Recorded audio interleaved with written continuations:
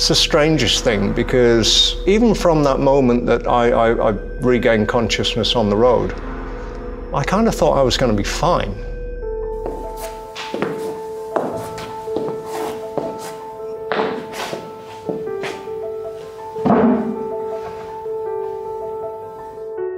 I'm Paul Fairhurst. I'm a C567 incomplete quadriplegic.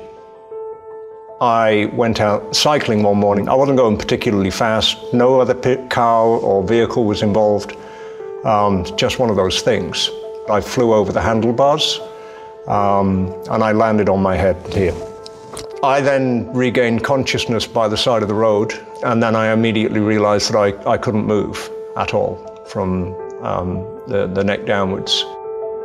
The bones in my vertebrae, with the impact on the head, sliced down into the discs, and they exploded. So I had a spinal cord injury. Before the surgery, I had almost no movement. At the date of the injury, I had a less than 10% chance of ever walking again. It was about 10 weeks after the accident before I was able to take any step with no walking aid.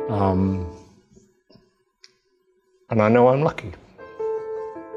Most of the time, my life was just lying there in the bed, staring up at the ceiling and being moved from one X-ray or MRI or procedure to the next one.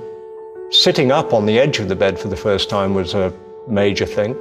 It was a little scary for the people around me. I think I did actually topple backwards the first time that I tried it.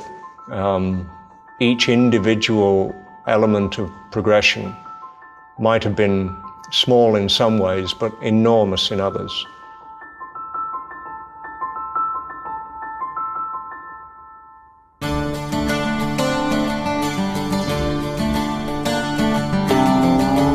I recall our first meeting was at a party. You walked in, and I noticed that you had a little bit of a limp, and I thought, this guy and I kind of in the same camp, so I felt emboldened to ask you what happened, and you shared with me what had happened, and then as soon as you said, Johnny Walker, my mind said, keep walking. Then I said, wow, we should keep walking together. We've come full circle. A year later, we're going off to Ladakh.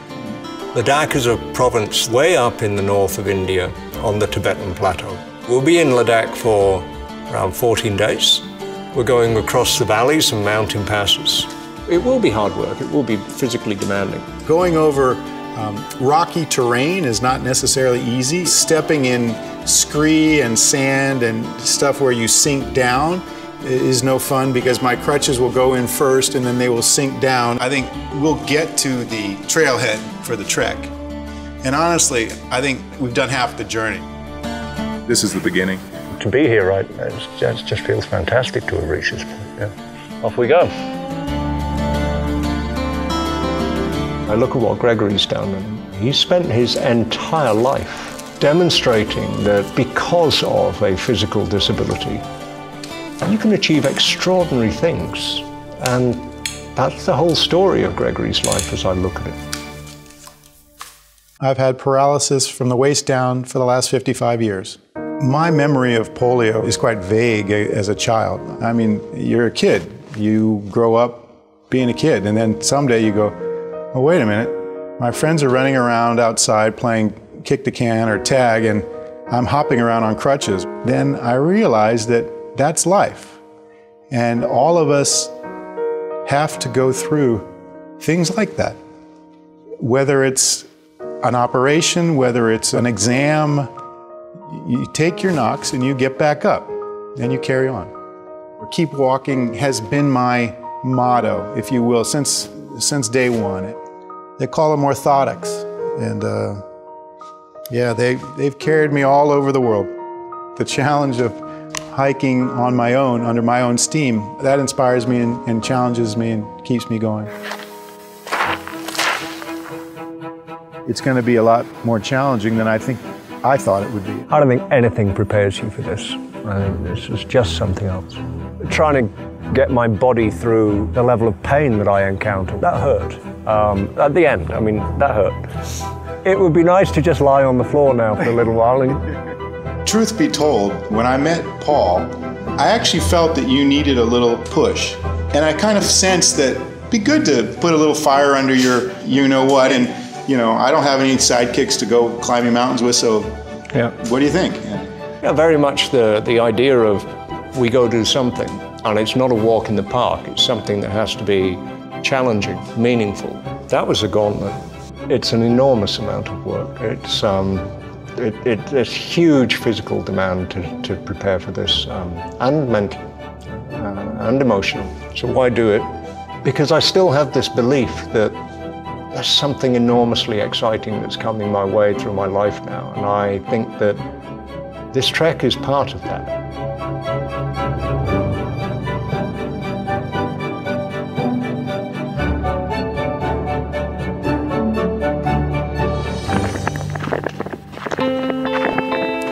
I expected just this enormous sky in the mountains, and this is it. This is it. Oh. It gives me a real shiver.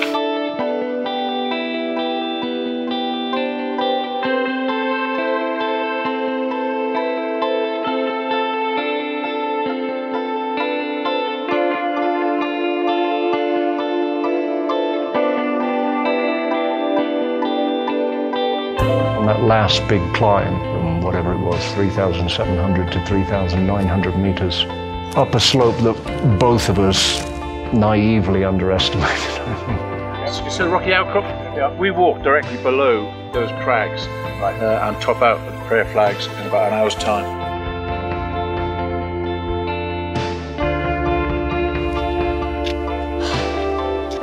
Three years, really fucking hard work.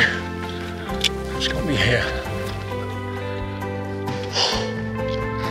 Must have been about a few hundred meters away from the top, and then I turned back and I looked back down at Greg, who was coming up it sideways. And I just thought, Jesus, you know, look at that. Look at that. That's just an awesome achievement. I cannot tell you how much I admire you, my friend. You made it. When I got to the top of the pass, I got a little emotional, because that night I spent the whole night with the shivers. You know, it's the first time in my life, in a way, I thought I might not finish something I started. 3 years after a spinal cord injury that left me paralyzed from the shoulders downwards and with no sensation or very little, facing a prognosis of a very bleak future, after 3 years of extraordinary hard work, I walked 35 kilometers at high altitude in very difficult terrain sometimes. And on this trek I've come to understand how strong this thing has made me become. That's 3 years.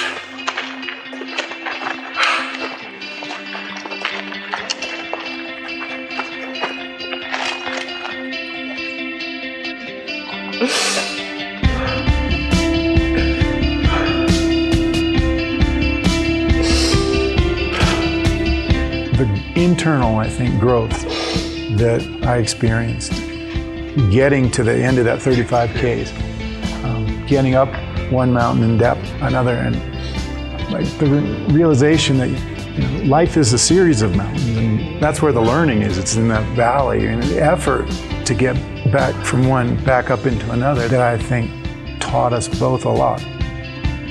To me, mentorship means mutual inspiration and support.